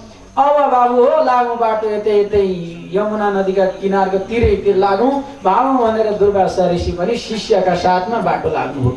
आँखा थिए भने खाने कुरो त केही नै थिएन, तर पनि भगवानले एउटा सागको त्यान्द्रो खाएर त्रिलोकी तृप्त गराइदिनु भयो। प्रभु त्यो हजुरकै कृपाले गर्दा त्यस्तो वनवासलाई पनि हजुरले रक्षा गर्नुभयो भने आज मेरा छोराहरूले राज्य पाएका छन्, छोराहरूले सुख पाएका छन्, हजुरले छोडेर जाँदै हुनुहुन्छ। त्यसै कारणले गर्दा हजुर नजानुहोस्। भगवान श्रीकृष्णले त्यतिखेर द्रौपदीलाई भन्नुभयो भोको, त्यसो भएदेखि म जान चाहिँ जान्छु, तर हजुरलाई म एउटा वरदान दिएर जान्छु। वरदान माग्नुहोस्। के माग्नुहुन्छ? विपद सन्तु न सलाई, आपत र विपद दिनुहोस् भनेर माग्नुभयो भगवानसँग कुन्तीले। किन माग्नुभयो आपत र विपद भन्दा? जब सुख आउँछ छोडेर हिँडिहाल्नुहुन्छ, आपत आउँछ त साथमा रहनुहुन्छ। त्यही भएर मलाई आपत विपद दिनुहोस्। हजुर तपाईँ हाम्रा दिदी बहिनीलाई सोधौँ त, दिदी फुपू के चाहिएको छ भन्दा के भन्नुहुन्छ होला? मलाई आपत चाहियो भन्नुहुन्छ? भन्नुहुन्न? के भन्नुहुन्छ? त्यहाँ फल्ना ठाउँको चाहिँ बारीको पाटो कति म मेरो नाममा गर्दै भन्नुहुन्छ है। भगवान कि फुपूले के माग्नुभयो? आपत माग्नुभयो, कष्ट माग्नुभयो। किन माग्नुभयो भने आपत र कष्ट जति आइपर्दा पनि दाजुभाइको साथ पाइरहन्छ। जहिले दुःख पर्छ दाजुभाइले साथ पाइरह्यो, तर एकचोटि माग्यो भने अस्ति तँलाई दिएको होइन भन्नुहुन्छ, फेरि सक्यो। त्यसै कारणले गर्दा मागेर कहिल्यै पनि त्यो बाटो टुङ्ग्याउनु हुँदैन। तपाईँ हामीले त आफ्ना चेली बेटीहरूले माइतीको त साथ माग्नुपर्छ। माग भन्यो भने जहिले मलाई दुःख पर्छ तैले तपाईँले मलाई साथ दिनुहोला, सहयोग गर्नुहोला भनेर माग्यो भने हामी भाग्यमानी बन्छौँ। कुन्तीबाट यही ज्ञान हामीले सिक्नु पर्दछ, यही जान्नु। तपाईँलाई आनन्दित दिनको लागि तपाईँलाई म छोडेर जान्न भनेर भगवान फेरि बस्नुभयो। गोविन्द गोद्विज सुरार्ती हरावतार, हे भगवान ते नमः अस्तु, हजुरलाई नमस्कार छ भनेर यसरी नमस्कार गर्नुभयो। ताम्बाड मृत्युमा मन्त्र्या प्रविश्य गदसावयं स्त्रियश्च स्वपुरं यस्यान् प्रेम्णा राज्ञ निवारितः। त्यस पछाडि भगवान श्रीकृष्ण गजावयं हस्तिनापुरमा प्रवेश गर्नुभयो र त्यहीँ बस्नुभयो र यिनीहरूलाई आनन्दित प्रदान गर्नुभयो र अनि अनेक प्रकारका दिव्य उपदेशहरू पनि प्रदान गराउनुभयो। तर दिव्य उपदेश गराउँदा पनि आज कृष्णले दिएको दिव्य उपदेश यिनीहरूको मन मस्तिष्कमा परेन। मैले यो 6 महिनासम्म बाणको शैयामा यसरी उभेन्डो परेर बाणको सैयामा यो आपत कष्ट सहेर बस्नुपर्ने मैले के पाप गरेको थिएँ? जिन्दगीमा मैले पाप गरे जस्तो त मलाई लाग्दैन। मेरा पाप के हुन् भन्नुहोस्, वर्णन गरेर सुनाउनुहोस्। भगवान कृष्णले भीष्म पितामहले गरेका पापका कुरा बताउनु भयो। तपाईले पाप धेरै गर्नु। त्यसमध्येमा तपाईँ यो बाणसैयामा यो विन्डो पर्नुको कारण तपाईलाई म सुनाउँछु। पहिलो कारण यो हो, शिकार खेल्न जाँदा वनमा तपाईको रथलाई ढाकेर बाटामा एउटा सर्प अजिगर उसले एउटा कुनै सर्प खाएर आहारा गरेर निदाएको थियो। बाटामा लम्पसार परेको थियो, एकदम कालो वर्णको थियो। त तिमीले त्यसलाई हटाउन खोज्यौ, त हटेन। नहटेपछि तिमीले आफ्नो धनुषले उठायो र एकदम घुमाएर फ्याँकिदेऊ। कहीँ जान्छ, यसको निद्रा खुल्छ, हिँड्छ, जान्छ भनेर तिमीलाई थाहा नै छैन। तर त्यो एउटा अररीको काँडामा गएर त्यो अड्कियो। त्यसको पेट र त्यो काँडामा उन्नेकाले गर्दा त्यो 6 महिना मरेन। त्यो सर्प 6 महिना तडपेर मर्यो, त्यसको प्राण पनि गइहालेन। 6 महिना छटपटाएर त्यो सर्प मरेकाले गर्दा त्यो सर्पको श्रापद्वारा तपाईले पनि 6 महिना त्यो पेटमा बाणलाई लिनुपर्ने कारण, बाण सैयामा रहनुपर्ने कारण यही हो। धर्मको पक्षबाट युद्ध गर्नुभयो। कमसेकम तपाईले पाण्डव पक्षबाट युद्ध गर्नु पर्थ्यो, अधर्म कुरु वंशबाट युद्ध गर्नुभयो, त्यो पनि तपाईले पाप गर्नुभयो। सभामा पाण्डव र कौरवको त्यो जुवा क्रीडामा पाण्डवले हारेपछि अपमान गरेको बेलामा वस्त्र खिच्दा, नारीलाई वस्त्र रहित बनाउँदा तपाईले त्यतिखेर नगर, यो काम नगर भनेर अमला उठाएको मात्रै थियो भने त्यो काम हुँदैन थियो, नारीको बेइज्जत हुँदैन थियो। तर तपाईले बोल्नु भएन, चुप्प लागेर बस्नुभयो। त यी दुईटा कुरा तपाईले भन्नुभयो कुरु वंशबाट युद्ध गरिस् भनेर। मैले कुरु वंशमा किन युद्ध गरेको भने प्रभु, शाश्वत नित्य निरन्तर मैले हजुरको मुखमण्डलको दर्शन गरिराख्न चाहन्थे सधैँभरि। जब म पाण्डवबाट युद्ध गर्थेँ भने भगवान कृष्ण अगाडि हुनुहुन्थ्यो रथी भएर, सारथी भएर, अनि अर्जुन त्यस पछाडि रथी भएर बस्ने थिए, म पछाडि हुन्थे। म प्रधान सेनापति हुँदा पनि भगवान अगाडि हुनुहुन्थ्यो, अगाडि फर्किनुहुन्थ्यो कौरवपट्टि, म पछाडि हुन्थे। भगवानको ढाड मात्रै देख्थे, पिठ्यू देख्थे। तर म जहिल्यै भगवानको मुखमण्डललाई हेरिरहन चाहन्थे। त्यही भएर म सोझो गर्नुपर्ने कारणले गर्दा मैले उनीहरूको पक्षबाट मन नभई युद्ध गरेँ। रह्यो भारी सभामा द्रौपदीको बेइज्जत गरेको कुरामा मैले साथ नदिएको कुरा हजुरले गर्नुभयो। त्यस विषयमा मलाई क्षमा चाहन्छु प्रभु।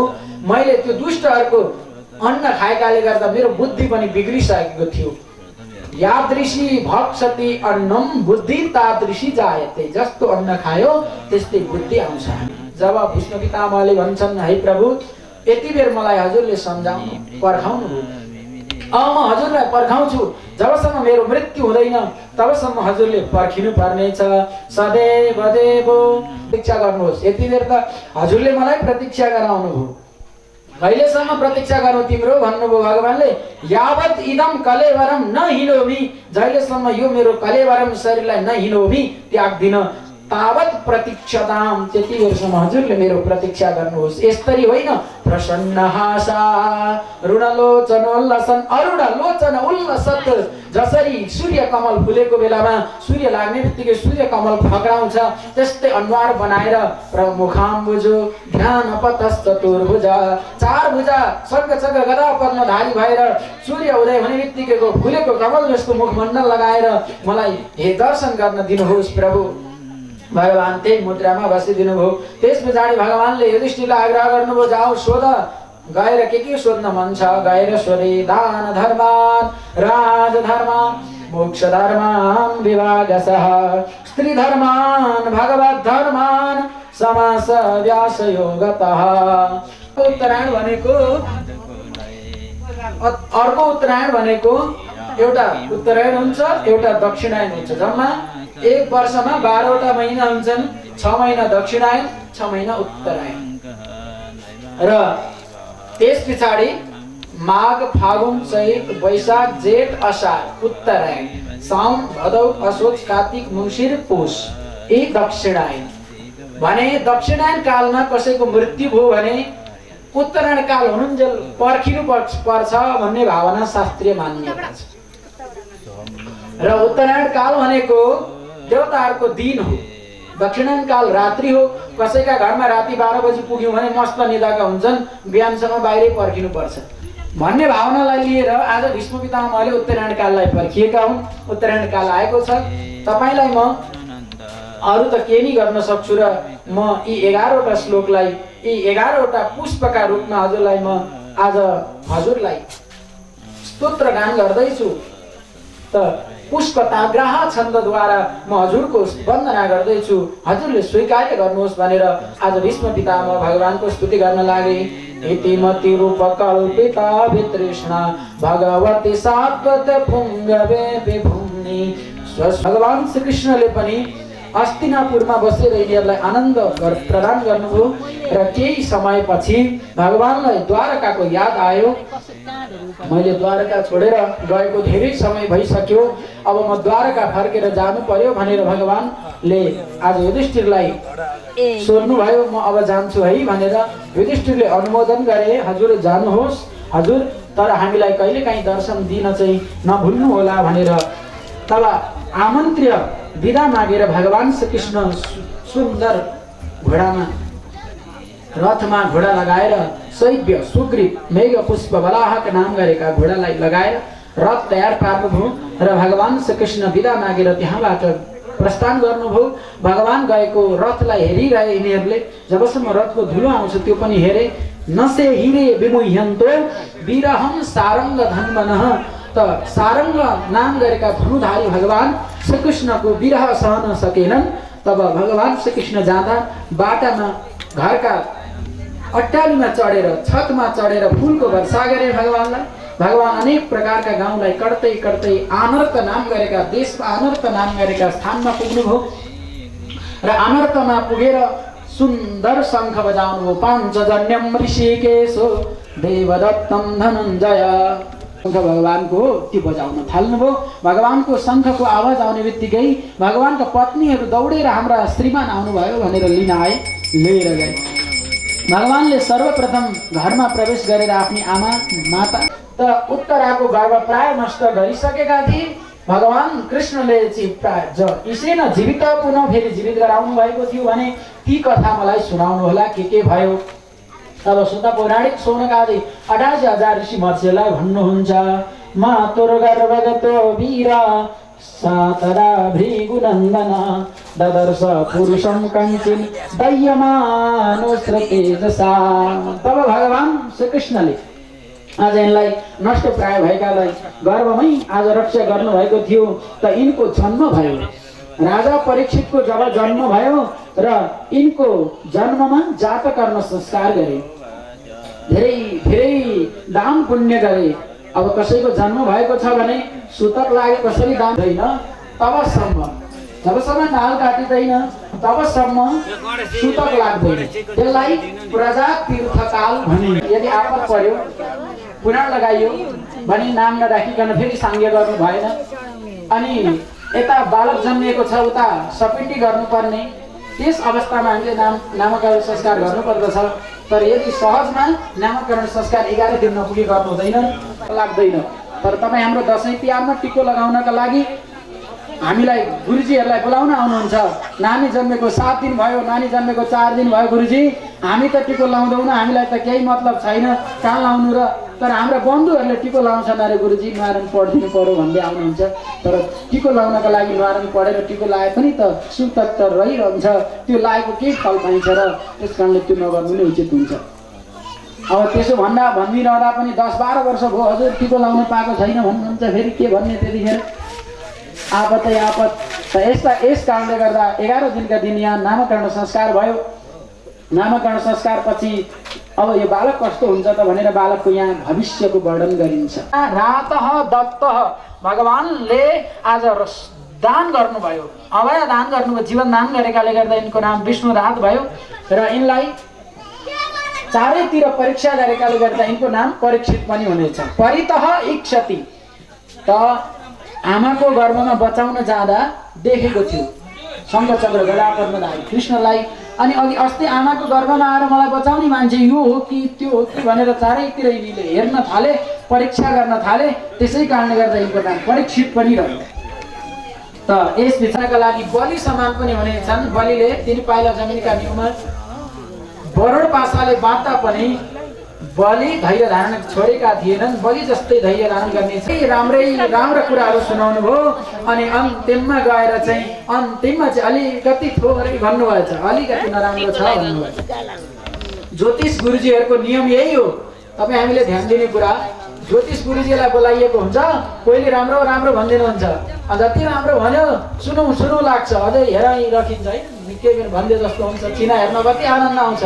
अन्तिममा ज्योतिष गुरुजीले सुरुमा नराम्रो भन्नुहुन्न, सुरुमा 60 वर्षको उमेरमा तक्षक नागले चाहिँ डस्नेछ, यिनको मृत्यु हुनेछ।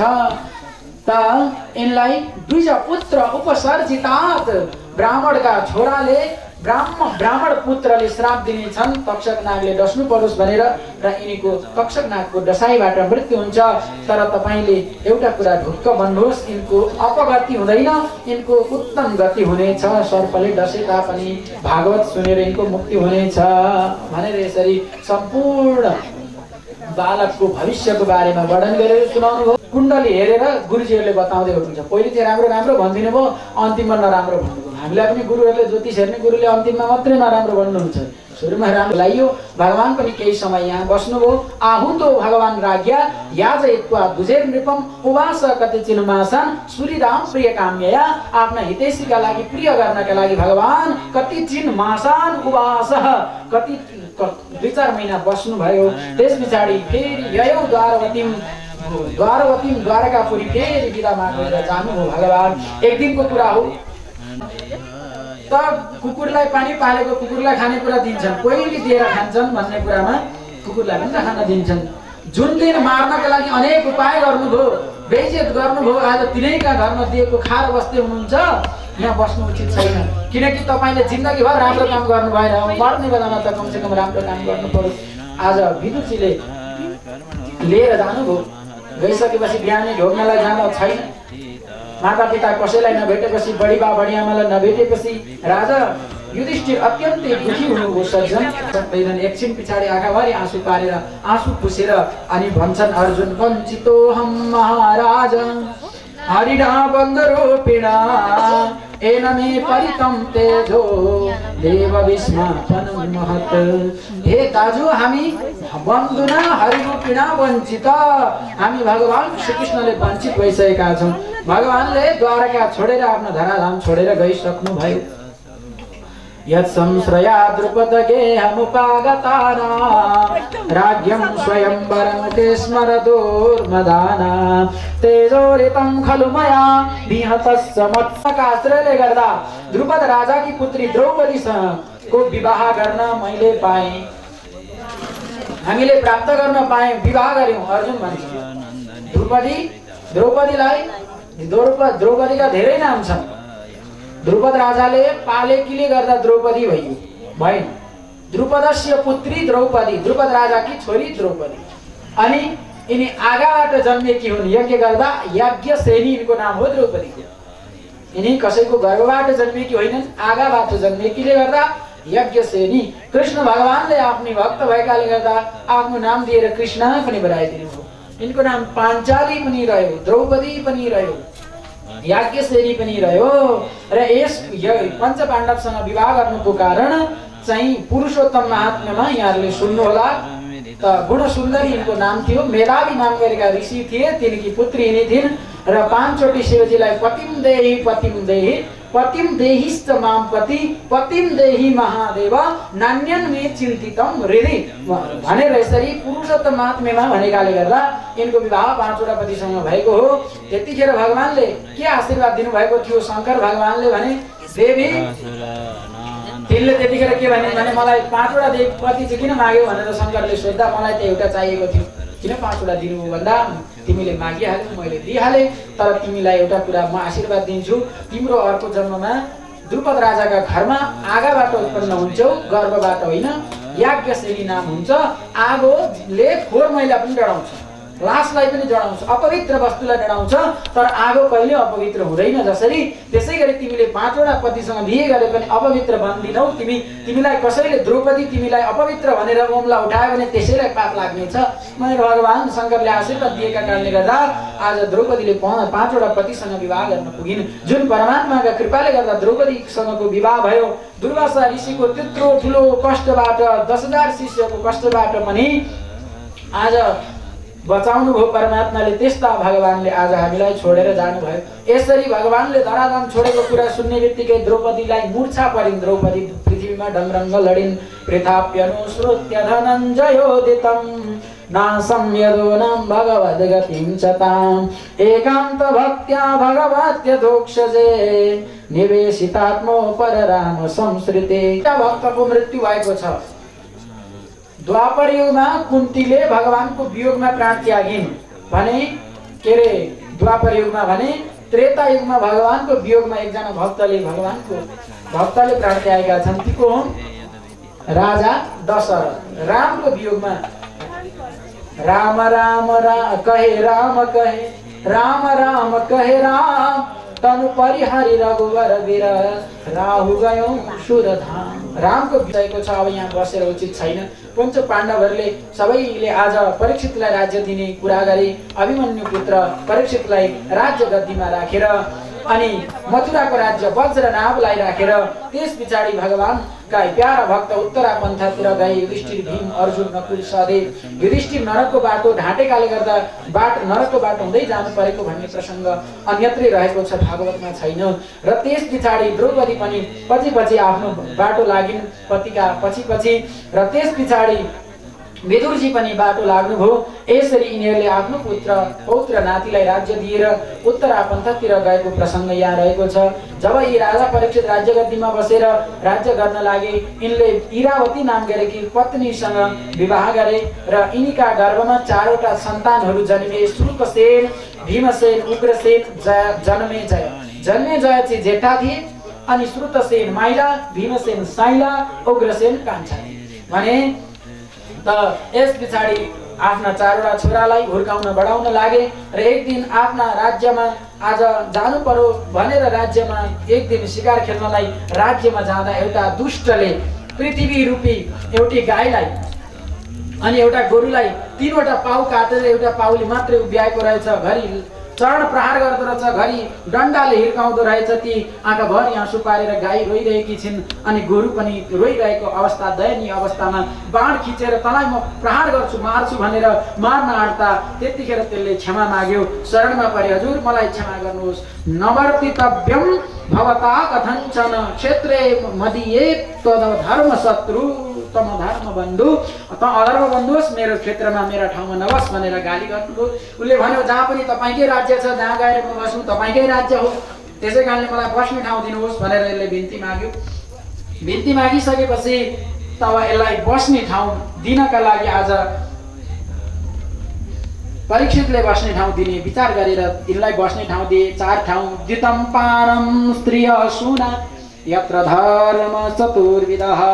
4 ठाउँ बस्नलाई दिनुभयो। द्युतम एउटा जुवा तासका लागि, जुवा तास खेल्ने ठाउँमा गएर बस भनेर दिनुभयो कलीलाई। त्यही भएर जुवा तास खेलेका ठाउँमा कलीको बास हुन्छ हैन, झगडा हुन्छ। जुवा तास खेलेर जिन्दगीमा कहिले पनि जितिदैन, जहिले हारि कली बसेको छ। अब मदिरापानमा एउटा मात्रै उदाहरण भनौँ, यहाँ धेरैवटा उदाहरण। बेसी प्रवृत्ति हुन्छ, त्यहाँ पनि के हुन्छ? कलीको बास हुन्छ। अनि सुना, हत्या हिंसा जहाँ हुन्छ त्यहाँ पनि कलीको बास हुन्छ। अधर्म चतुर्विध, 4 वटा अधर्मका रहेका छन्। त्यस पछाडि 4 वटा ठाउँ पाउने बित्तिकै त्यसले भनेछ मलाई त राम्रो ठाउँ चाहियो। तब त्यतिखेर परीक्षित भन्छन् राम्रो ठाउँ चाहिनलाई त राम्रो काम पनि गर्नु पर्यो नि त। राम्रो चाहियो भने राम्रो काम हुनु पर्यो, राम्रो इनाम पाउनलाई। मैले राम्रो गरेको छु भनेर भनिरहेले के राम्रो गरेको छ? सत्यमा हरिको ध्यान, द्वापरमा हरि पूजन, त्रेतामा हरिको यज्ञ, कलिमा हरि कीर्तन। कलियुगमा त हरिको कीर्तन गाउने बित्तिकै मेरो युगमा त के हुन्छ? भगवानलाई पाइन्छ, नसोचेको कुरो पाइन्छ भने मैले एउटा काम राम्रो छ मेरो युगमा, त्यस कारणले गर्दा मलाई राम्रो चिज दिनुहोस् भनेपछि पुनश्च याचमानाय जात रूप मदात प्रभु, फेरि पनि मागेपछि आज प्रभु भनेका सर्वसमर्थवान भएका परीक्षितले जात रूप भनेको सुन दिए। सुनको रूप फेरिन्छ नि, कहिले औँठी हुन्छ, कहिले फुली हुन्छ, कहिले के हुन्छ, कहिले के हुन्छ, फेरिरहन्छ। त जात रूप भनेको सुनमा बस्न दिए। अब सुनमा चाहिँ भगवानले धातु नाम अस्ति काञ्चन पनि भन्नुभएको छ। यहाँ शङ्का लाग्छ हामीलाई कि भगवान बस्नुहुन्छ कि कली बस्छ त भन्दा अन्यायले बाटोमा भेटेको, अन्यायले ठगेको, पैसाले किनेको र कली बस्ने कुरा अलिकति छ। सत्य त्रेता द्वापर चारवटा युग छन्। अब सत्य त्रेता द्वापर कली, सत्यदेखि कली आएको भए पनि हुन्थ्यो होइन, द्वापर आएको भए पनि हुन्थ्यो। किन त्रेता आयो, किन द्वापर फेरि, अनि दया दान यिनीहरूलाई लिन पनि सकिन्छ। सत्य तप दया दान पनि लिन सकिन्छ। र सत्य तप दया दान चारैवटा कुरा भएको युग सत्य युग। जब एउटा कुरो हट्यो, सत्य हट्यो, तप दया दान अथवा शौच दया दान तीनटा रह्यो, त्रेता युग भयो। अब दया पनि के अरे तप पनि हट्यो, दया र दान रह्यो, दुईटा मात्रै भएकाले गर्दा त्यसलाई द्वापर युग भनिन्छ। अनि अन्तिममा रहेको दान मात्रै रह्यो, एउटा मात्रै रहेकाले गर्दा कलियुग भयो। त्यो हुनुको कारण त अब पृथ्वी रूपी गाई थिइन्, धर्म रूपी गोरु थिए तिनी। कलिले पृथ्वी रूपी गाई र धर्म रूपी गोरुका तीनवटा पाउ काट्नु भनेको सत्य शौच दया होइन, सत्य शौच दया तीनवटा खुट्टा, सत्य शौच दया रूपी खुट्टा काटिदियो। गाईको पनि धर्म रूपी गोरुको पनि काटिदियो। मतलब धर्म कर्म हुन दिएन, एउटै मात्रै छोडिदियो, दान मात्रै छोडिदियो। त्यही भएर तपाईँ हामीहरू काहीँ सामाजिक पुराण लागेका हुन्छन्, के हुन्छन्, करोडौँ लाखौँ लाख पैसा दिन्छ मान्छेले, दान गरेको छ, तर साँचो कोही बोल्दैन, सत्य छैन कलियुगमा। शौच पवित्रता तप कसैमा छैन, दया छैन। अहिले भूकम्प आयो भने पहिले हामी गरेर कुदेर उपर गएर ए आइज भन्छौँ हामी, हो कि भन्नु त, पहिले आफू भाग्छौँ। आगो लागिगयो भने हामी पहिले भाग्छौँ, अनि त्यस पछाडि सानो नानीको याद आउँछ होइन, नानी भित्रै छ कि भनेर। किनभने अहिले कलियुगमा दान छ, दया छैन। यी चारवटा युग यसरी यो रह्यो। र यस पछाडि अब कलिले गएर एउटा भीमसेनलाई, आज भीमसेनले जरासन्धलाई मारेर ल्याएको मुकुटमा कली गएर बस्यो। र 100 योजन टाढाबाट पनि गङ्गा भन्छ भने मरेपछि पनि उसले स्वर्गलोक पाउँछ, मुक्ति पाउँछ। अनि त्यस्तै गरेर वाल्मीकि ऋषिले पनि एउटा स्तोत्र गान गरे। त स्तोत्रमा वाल्मीकिले अन्तिममा मर्ने बेलामा पनि गङ्गाको वर्णन गरे। तत्तीरे वसत, अनि अन्तिममा मर्ने बेलामा भने हे हजुर गङ्गा, तत्तीरे वसत, तपाईँका तीरमा म मरेर अर्को जन्ममा चराचुरुङ्गी ढुकुर रूपी परेवा जे भने पनि तपाईँका तीरमा एउटा रुखमा यसो टोड्को बनाएर बस्न पाऊँ, यही माग्छु म। तत् अम्बु पिबत, तपाईँको जल मैले पान गर्न पाऊँ, बेला बेला चारो खाएर आएर। तत् बिचिसु प्रेम खाँदा तपाईँलाई हेरिरहन पाऊँ, कलकल बगेको तपाईँ गङ्गा हजुरलाई मर्ने बेलामा तपाईँको नामलाई झपेर मर्न पाऊँ। तत्तीरे तरुको टरान्तर्गतो गङ्गे विहङ्गो वरम, त्वन्नीरे नरकान्तकारी वरम मत्स्युथवा कच्छप। बरु मलाई माछा बनाइदिनुहोस्, तपाईँको पानी पिइराख्न पाउँछु। अनि मलाई कच्छप कछुवा बनाइदिनु होला, बरु मैले तपाईँको पानी पिइराख्न पाउनेछु। यसरी वाल्मीकिले मर्ने बेलामा अन्तिममा स्तोत्र गान गरेका छन् सज्जन। भने गङ्गा नदीको यस्तो महिमा छ। त्यस्ता गङ्गा नदीका किनारमा परीक्षित बसेका छन्। सबै ऋषि महर्षिलाई सोध्नुभयो मर्न लागेका व्यक्तिले के गर्नुपर्छ भनेर सोद्धा कसैले पनि ठोस निर्णय दिन सकेनन्। 16 वर्षका सुखदेव स्वामी जटा पालेका नारी र पुरुष नचिने त्यस्ता आइपुगे। तत्र भवद भगवान व्यास पुत्रो यदृच्छयागा मतमानो नपेक्षः अलक्ष्य लिङ्गो निज लाभ तुष्टो। जटा पालेका धोती कुर्ता लगाएका त्यस्ता गुरुहरूलाई देख्यौँ भने ए बौला आएछ, कोही के होला, पागल होला भन्छौँ। तर आज सुखदेव स्वामीलाई पनि जटा पालेको छोरो हो कि छोरी नचिन्ने, कोरेको छैन जटा, त्यस्तो व्यक्ति आएको देखेर 16 वर्षको मान्छे केटो हो कि केटी हो, अनि साना साना केटाकेटी त डल्ला हान्दै रहेछन् पछाडि, ए बौला आयो भनेर। तर सुखदेव स्वामीलाई मतलब छैन। त्यस्ता स्वामी आउनुभयो। यदृच्छया गाम अटमान, गाम भनेको पृथ्वीलाई यदृच्छया आफ्नै इच्छाले घुम्दै घुम्दै आउनु भएको थियो। अनपेक्षः स्त्री पुरुष भेद रहित, कस्ता थियो भने यो पुरुष यो स्त्री भनेर भेद थिएन उनीमा। अनि अलक्ष्य लिङ्ग उनीमा, अब उनीलाई चिनारी पनि उनको स्त्री हो कि पुरुष हो उनलाई चिन्न सक्दैनथे। अनि त्यस पछाडि अनि कस्ता थिए त तिनी भने वृतश्च बालै अवधूत वेश निज कृष्ण र राधाले जे दिएको अन्नमा जति छ त्यतिमा स्वीकार्य गर्ने त्यस्ता थिए। अत पृच्छामि संसिद्धिं योगिनां परमं गुरुं पुरुषस्य यत् कार्यं म्रियमाणस्य सर्वथा। हजुर मर्न लागेको व्यक्तिले के गर्नुपर्छ यो कुरो मलाई भनिदिनुहोस् भनेर राजा परीक्षितले सुखदेव स्वामीलाई पहिलो प्रश्न गर्नुको सज हुनेछ। अनि फेरि हामी दोस्रो सत्रमा उपस्थित हुनेछौँ। भक्तवत्सल भगवानको जय हो।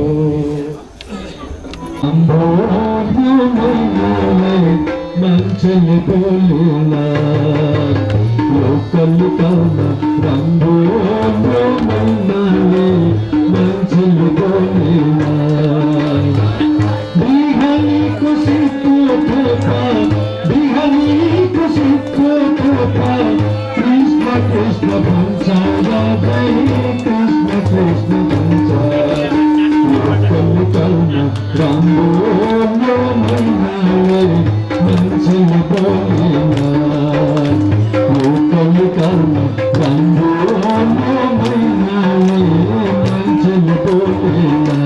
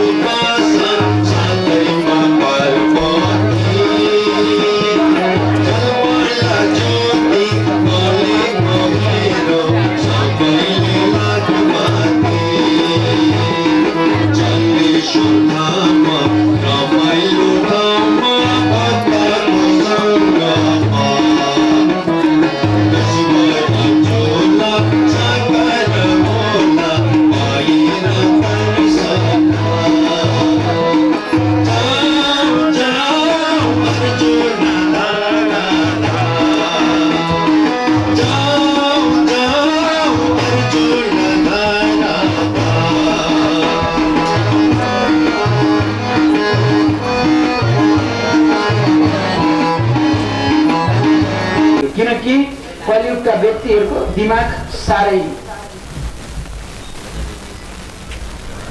नराम्रो खालको छ। ल उनीहरूले खानेकुरो त मागे अरे आउँछमा त भूत त छैन नि आएर खायो भने भन्ने बित्तिकै भूत आएर खाइहाल्छ। त्यही भएर कलियुगमा कल्पवृक्षमा राखिएको किनकि दिमाग धेरै बिग्रिन्छ कलियुगका व्यक्तिहरूको। त्योभन्दा अगाडिका युगमा कल्पवृक्ष थियो। अहिले पनि कल्पवृक्षको बोट हो। यो कल्पवृक्ष मैले यहाँबाट किनेर ल्याएको हुँ भनेर कल्पवृक्षका बिरुवा बेच्ने पनि आउँछन्। मैले 3 लाखमा किनेर ल्याएको, मैले 33 लाखमा किनेर ल्याएको भनेर कल्पवृक्षका बोटहरू देखाउँछन्। तर ती सच्चा कल्पवृक्ष होइनन्। कलियुगमा मर्त्य लोकमा पाइँदैन। अरडक भनेको भागवत भनेको कस्तो चिज हो नि त्यहाँ जे मागे त्यही पाइन्छ। अर्थोक्त परिजाओस्। जसै एउटा अब उदाहरण दिनै पर्यो। ढुङ्गा चाहियो भने खोलामा चाहिन्छ नि, ढुङ्गा खोलाबाट ल्यायो। बालुवा चाहियो त्यहीँबाट ल्यायो। क्वसुधा क्वकथा लोके क्वकाच क्वमणिर महान ब्रह्मरातो विचार्यैवं तदा देवांजसः। आस्ते के भन्नुभयो भने ए बाबु हो कहाँको काँच सिसा कहाँको मणि, सिसा र मणिको कुनै पनि तुलना गर्न सकिँदैन। त्यो सिसाको महत्त्व केही छैन तर मणिको महत्त्व कति छ। भागवत रूपी अमृत भनेको मणि हो भने त्यो अमृत भनेको त काँच सिसा समान हो।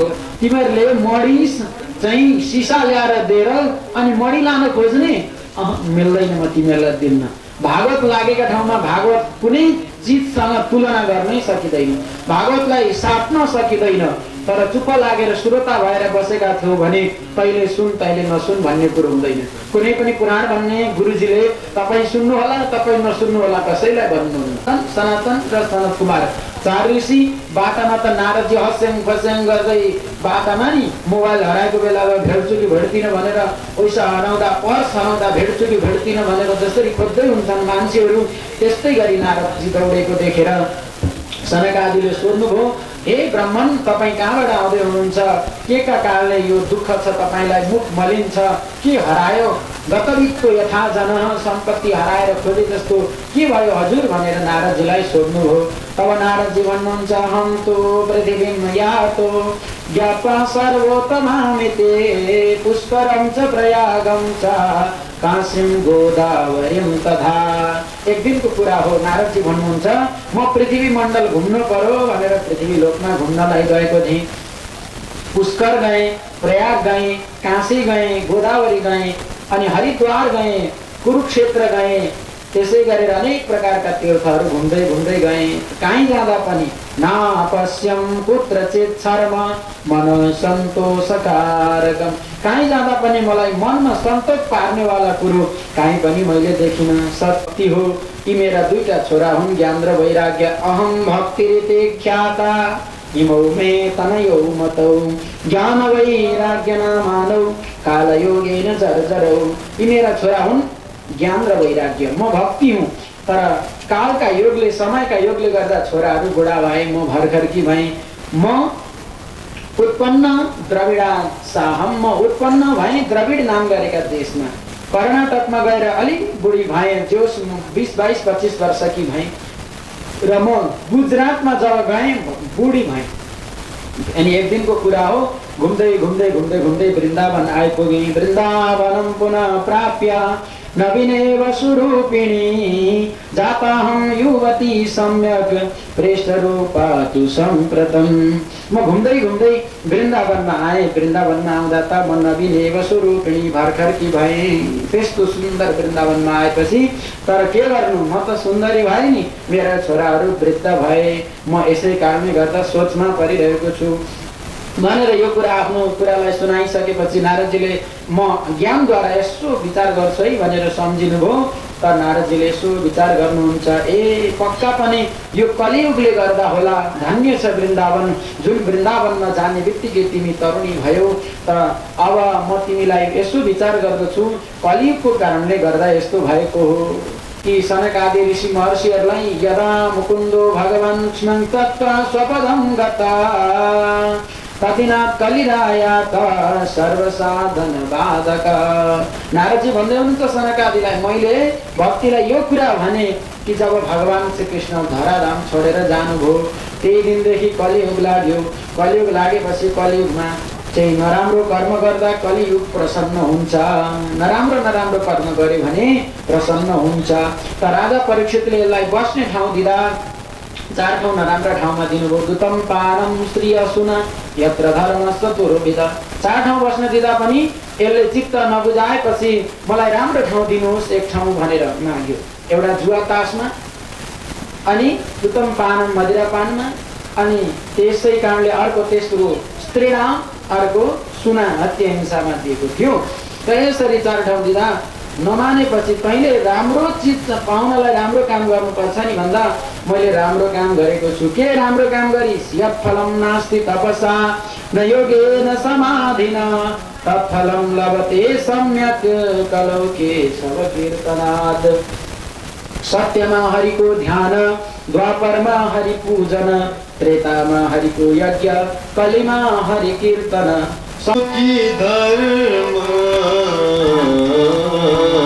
हम बरुदै चक्कर गर्मा, हम बरुदै चक्कर गर्मा, कलियुग यही हो कि धर्म। हम बरुदै चक्कर गर्मा, हम बरुदै चक्कर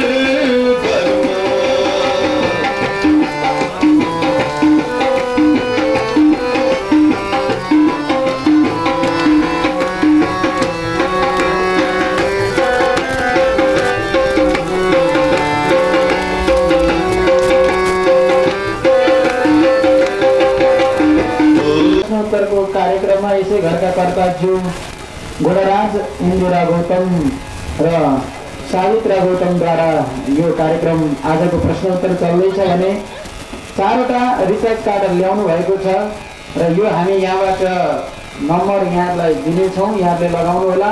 जसले आयोजना गर्नुभएको छ यसै घरका साइला छोराका अथवा उहाँहरूको भतिज विमल गौतम जो उर्लाबारी निवासी हुनुहुन्छ, उहाँले प्रायोजन गर्नुभएको छ। उहाँहरूलाई एकचोटि जोरदार तालीले स्वागत गरौँ। आजको हामीलाई उपहार प्रदान गर्दै हुनुहुन्छ। ल अवसर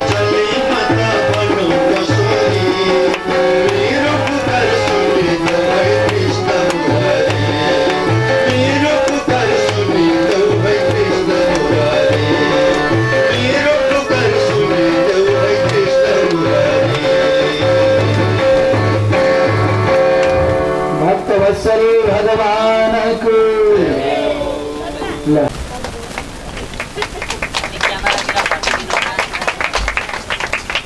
सुधा कागे प्यारा हो श्याम सुंदरा भक्तजन कागे प्यारा पापलाई नाश करा।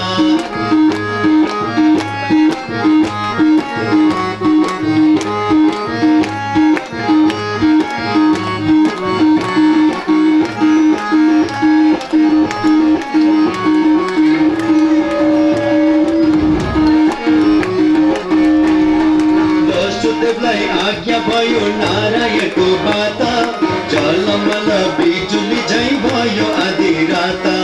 वसुदेवलाई आज्ञा भयो नारायणको बाता, झलमल बिजुली झै भयो आधी राता।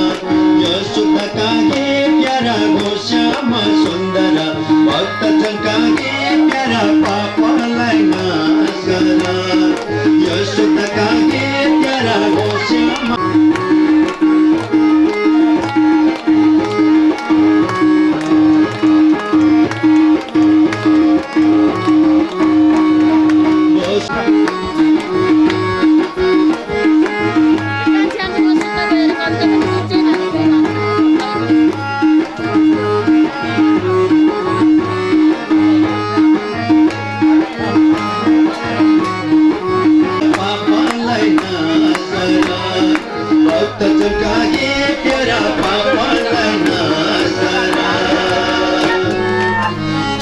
रामाया सर्वे भद्राणि पश्यन्तु मा कश्चित् दुःखभाग् भवेत्। ॐ शान्ति शान्ति शान्तिः। सबै भक्तजनलाई शुभरात्रि शुभरात्रि शुभरात्रि।